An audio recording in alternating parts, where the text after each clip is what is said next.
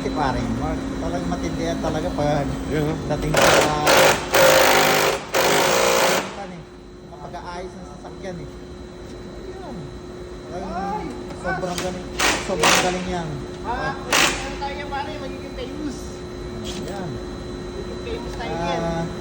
Pag uwi niyan sa Pilipinas, paggawa na kayo ng sasakyan nyo, sigurado. Pag uwi sa Pilipinas, ano na Kaya po? lang, dollar din ang bayad nyo. Ah! Kasi dollar ang sahuran yan eh.